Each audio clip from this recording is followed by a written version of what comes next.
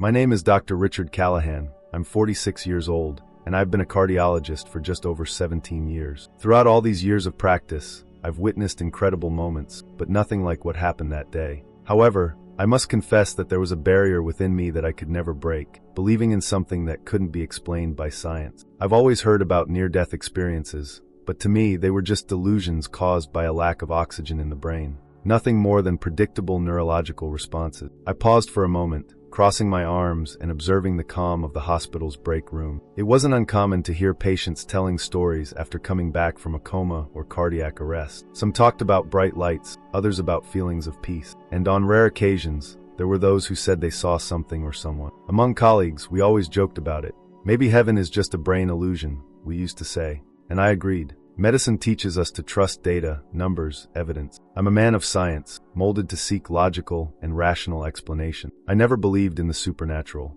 Not that I disrespected those who did, but I simply didn't see space for it in my world. But there are things that not even science can predict. And on that day, my life, and my vision of what it means to live and die, changed forever. That day started like any other at the hospital. I was in the break room reviewing charts and drinking my usual bitter coffee. Routine had taught me to be almost mechanical in everything, analyzing data, making diagnoses, solving problems. But that morning, there was something in the air, a restlessness I couldn't explain. It was as if the hospital's silence was denser, heavier. I didn't pay much attention. After all, hospitals live on emergencies, and I knew something would demand my attention at any moment. Then the call came. Dr. Callahan, emergency in the trauma room. Serious accident. I grabbed my stethoscope, left my coffee, and walked quickly through the hallways. Accustomed to the adrenaline, my steps were decisive, but my mind, trained to focus on logic, remained calm. I didn't know who was waiting for me in that room, but my only certainty was that I would do the possible, and the impossible, to save that life. As soon as I entered, I found an unconscious woman in critical condition. Catherine Miller, 58 years old, had just been in a car accident. Her blonde hair, stained with blood, contrasted with the white sheet covering her. Her face was bruised, but her expression had something different, as if she already knew what was coming. Nurses rushed from one side to the other, while the anesthesiologist adjusted the equipment. I quickly looked at the heart monitor. The signals were weak, very weak. The bleeding was severe, and she needed immediate intervention. Let's stabilize her. We can't waste time. The room became a whirlwind of actions. I intubated Catherine while the team controlled the blood loss. One of the nurses handed me the initial exam results: multiple fractures, cranial trauma, and internal bleeding that needed to be controlled as soon as possible. Prepare her for surgery. We have to act now. While she was rushed to the operating room, I allowed myself a quick pause to organize my thoughts. I felt the weight of that life in my hands. It's something that never becomes routine, no matter how long you spend saving people. Catherine was between life and death, and I knew any mistake could be fatal. The surgery began with absolute silence in the room, broken only by the sound of monitors and instrument. We worked with precision. Each movement was calculated, each second was crucial. She lost her vital signs twice, but we managed to bring her back. However, the third time, the heart stopped. I looked at the monitor and felt the weight of helplessness hit me. The constant beep indicated what no one wanted to hear: flatline. Start chest compressions. Come on, don't give up. We took turns between compressions and defibrillator shocks. Charging clear. One more time. But the minutes seemed to drag on, and nothing happened. I looked at Catherine's motionless face as her skin began to turn cold. Something inside me wanted to give up, but the other part screamed to continue. After several minutes of uninterrupted efforts, I finally pronounced the words no doctor likes to say. Time of death, 2:37 p.m. There was a deep silence in the room. Everyone seemed exhausted, not just physically but emotionally. I stepped away from the table, took off my gloves, and looked out the operating room window, trying to find some solace in the blue sky outside. It was just another day, another loss. At least that's what I thought. Then something unexpected happened. Doctor, she's back. I turned immediately. The heart monitor now showed a weak but consistent beat. Catherine was breathing again. Her skin slowly regained its lifelike hue, as if something had pulled her back from the abyss. It was as if the impossible had just happened before our eyes. In the minutes that followed, we monitored Catherine closely, still astonished by what had just occurred. She was alive but in a state of deep unconsciousness. Something, however, told me this wouldn't be a typical recovery. Catherine was transferred to the ICU, and as I walked down the hallway, I felt something different within me. It wasn't just the relief of having brought her back. It was something deeper, a feeling that this case was far from being just another medical emergency. What I didn't know at that moment was that, upon opening her eyes, Catherine would bring a story that would challenge not only my logic, but the very essence of everything I believed in. The next morning, I walked towards the ICU with a heart heavy with curiosity. Catherine had survived against all odds, and while the medical team marveled at her recovery, a part of me couldn't shake the unease. Something about this case seemed different. When I entered the room, I saw her sitting on the bed, connected to machines monitoring her vital signs. Her face was more serene, but her eyes, they had an intensity one couldn't decipher. Catherine looked at me as soon as I entered, and before I could even introduce myself, she started crying. "Doctor, I need to tell you something." If I'm being honest, that reaction wasn't unusual. Patients in critical situations often wake up emotional, disoriented. But there was something in Catherine's tone, something genuine, almost palpable. I sat down beside the bed, waiting for her to calm down. "It's okay, Catherine. You've been through a lot. The important thing is that you're alive." She wiped away her tears and shook her head, as if what I said was irrelevant. "No, doctor. What I want to say isn't about the accident. It's about where I was. If I could describe the feeling at that moment, I'd say it was as if time had stopped. The room, previously filled with the constant beep of the monitor, seemed strangely silent. Where were you?" I asked, trying to keep a neutral tone. "In heaven." For a moment, I felt my expression harden. I had heard similar accounts from patients before, but my training always made me dismiss them. They were hallucinations caused by a lack of oxygen in the brain. Nothing more. But what Catherine began to describe next made me rethink everything. When everything went dark, I thought it was the end. There was no pain, no fear, just peace. Then, a very bright light appeared. It wasn't just light, doctor, it was something alive, warm, welcoming. And he was there. My curiosity was replaced by a hint of skepticism. He? Who was he? Jesus. Her eyes filled with tears again, but they weren't tears of sadness. It was something different, something that couldn't be easily explained. He was there, waiting for me. He said it wasn't my time yet, that I had a mission to fulfill. He showed me places so beautiful, doctor, places I could never imagine. I tried to keep my composure, but my mind was struggling to process what she was saying. Mission? Beautiful places? It all seemed like an echo of stories I had heard before, but there was something about Catherine that made me hesitate to dismiss it as mere fantasy. She continued, "I saw people I don't know, but who seemed to be waiting for me. And when I wanted to stay, he smiled and said, 'Catherine, there's still much to do. Go back and tell the world that I am real.'" At that moment, she started crying again, holding my hand tightly. "Do you believe me, doctor?" I didn't know what to answer. On one hand, my logic screamed that this was impossible. On the other, something deep within me said that Catherine believed every word she said. She didn't seem confused or delirious. In fact, she seemed more lucid than anyone I had ever known. "Catherine, I believe you went through something extraordinary," I said, choosing my words carefully. She smiled, but I could feel she was expecting something more from me. However, I wasn't ready to give her what she was looking for. After the conversation, I left the room with a feeling of discomfort I couldn't explain. Throughout the rest of the day, Catherine's words echoed in my mind. "Tell the world that I am real." It was as if something within me was being challenged, a part one didn't even know existed. When the medical team asked me about her recovery, I mentioned the clinical aspects and completely ignored her account. After all, what more could I do?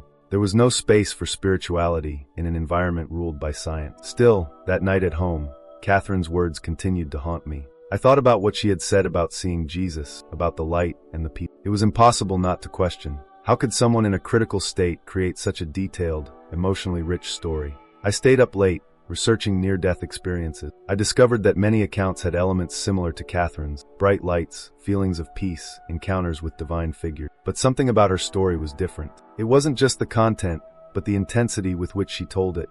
The next day, I decided to go back to the hospital earlier. I needed to talk to her again. Something within me yearned for answers, even though part of me still resisted accepting that there might be more than science could explain. And it was in this search for answers that my life began to change in a way I never imagined. If this story also moved you, don't miss the next chapter. Let's explore together what these experiences mean and how they can transform us. Subscribe to not miss the next accounts and share with someone who needs to hear this message. That day, as the sun rose and tinged the sky with shades of orange, I found myself in the hospital cafeteria. But not even the strongest coffee seemed able to wake me in a whirlwind of thoughts. Catherine was alive, against all odds. It wasn't just her recovery that intrigued me. I had witnessed many medical miracles, but what she had reported moved me in a way that no scientific explanation seemed to reach. I couldn't stop thinking about the conversation we had. Her words echoed in my mind like an inescapable mantra. I saw Jesus. He told me I had a mission. Skeptical as I always was, I spent most of the night trying to rationalize what Catherine had experienced. The most logical explanation was a lack of oxygen in the brain, perhaps combined with fragmented memories and intense emotion. But there was something about the way she told it.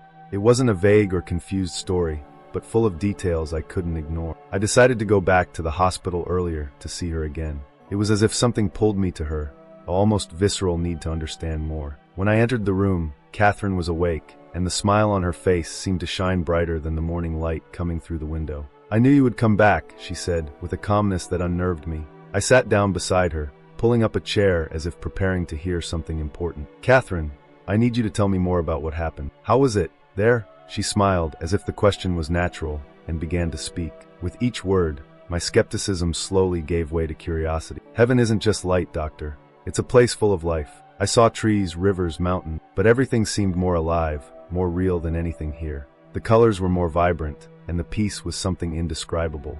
As she spoke, I began to notice details that didn't seem to fit my initial explanation of hallucination. It was as if Catherine was describing something she had actually seen, not something she had imagined. "And there was something more," she continued, looking directly into my eyes. "Before coming back, I saw the room where you were trying to save me. I saw you." I was surprised by the statement, but tried to keep my composure. "Catherine, what exactly did you see?" "I saw you saying not to give up. I saw the nurses running, the anesthesiologist adjusting the equipment. I saw the clock on the wall marking 2:30 p.m. And I saw something at the top of the room, near the light fixture, a date written on a label. My heart raced. The inspection label she mentioned was there, in a place where no one could see it, lying on the operating table. It's a small, almost imperceptible paper, and I knew it was impossible for her to have seen it from her position. "Catherine, are you saying you saw this while you were unconscious?" She nodded affirmatively, with a calmness that only increased my unease. "I wasn't unconscious, doctor. I was out of my body. At that moment, I felt as if the ground was opening beneath my feet. My training, my logic, my worldview, everything was being challenged. I spent the rest of the day divided between denial and the need for answers. I didn't want to believe that Catherine had really had an out-of-body experience, but I couldn't ignore the details she described. How could she know about the label? Or about the clock? That night, back at the hospital,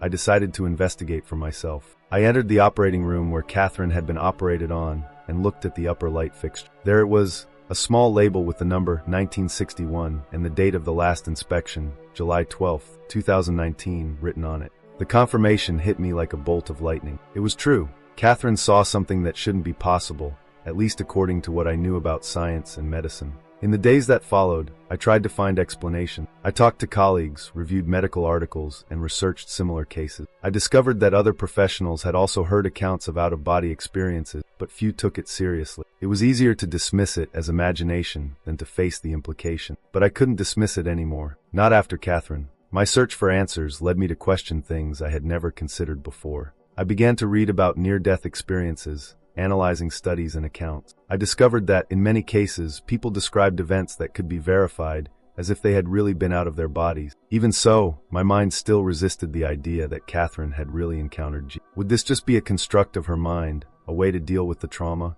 Or was there something more? I didn't have answers, but I knew that, for the first time in my life, I was willing to look. And it was at that moment that my journey of skepticism began to transform into something much greater. The days following Catherine's experience were the most turbulent of my career. As a doctor, I was trained to seek objective explanations, but there I was facing something that simply didn't fit into the mold of traditional science. Every time I tried to focus on other patients or the hospital's routine challenges, Catherine's story pulled me back. It wasn't just her account that bothered me, but the way it seemed to have planted a seed in me, something that, despite my efforts, I couldn't ignore. So, I decided to do something I had never done before. I took a notepad, wrote down the details of Catherine's case, and began to seek answers methodically. First, I revisited all the medical parameters of her recovery. Her brain didn't show signs of severe hypoxia, making it unlikely that her descriptions were hallucination. Next, I sought colleagues from different specialties, but their answers were always the same. It must be a psychological mechanism to deal with trauma.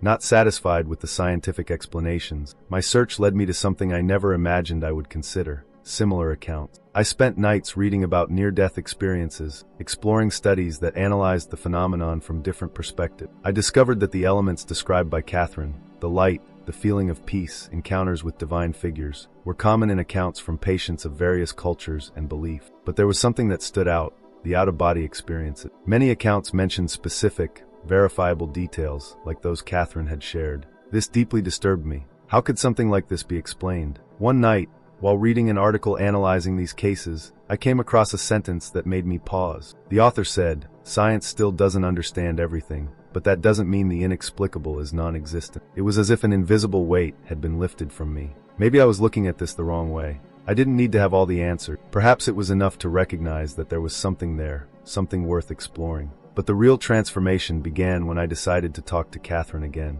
I arrived at the hospital on a quiet morning and entered her room. Catherine seemed better, stronger, but the shine in her eyes remained the same. "Doctor, I knew you would come back. I couldn't stay away, Catherine. I still have questions." She smiled, as if she had been expecting this. We talked for hours. Catherine shared more details of her experience, the indescribable colors, the music that seemed to be part of the air itself, and the love she felt in the presence of. "I know it seems hard to believe, doctor, but everything I felt there was more real than this." I didn't know what to say. But as she spoke, something within me changed. I realized that Catherine wasn't trying to convince me of anything. She was simply sharing her truth, and it was impossible not to feel the depth of her words. In the days that followed, I began to seek answers outside the medical field. For the first time in my life, I opened a Bible. I wanted to understand more about Jesus, about the heavens Catherine described. It wasn't easy. My mind, trained to doubt, struggled against each page. But at the same time, there was something comforting in those words, something that made me feel I was on the right path.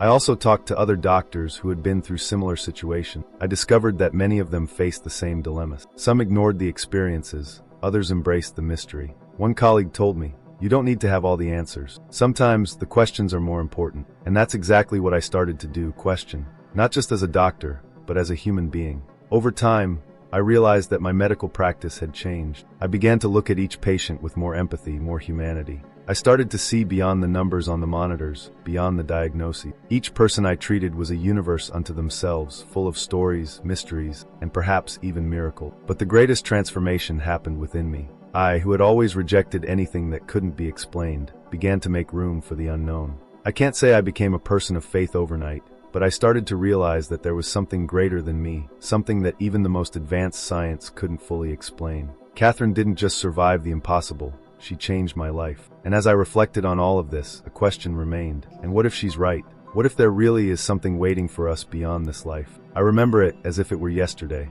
That day seemed so ordinary, but it ended up being a turning point in my life. Catherine, with her courage and unwavering faith, introduced me to a world I didn't believe was possible. Her words still echo in my mind. There is something greater waiting for us. Now, after so much reflection and questioning, I realize that my worldview will never be the same. But don't be mistaken, I'm still a doctor.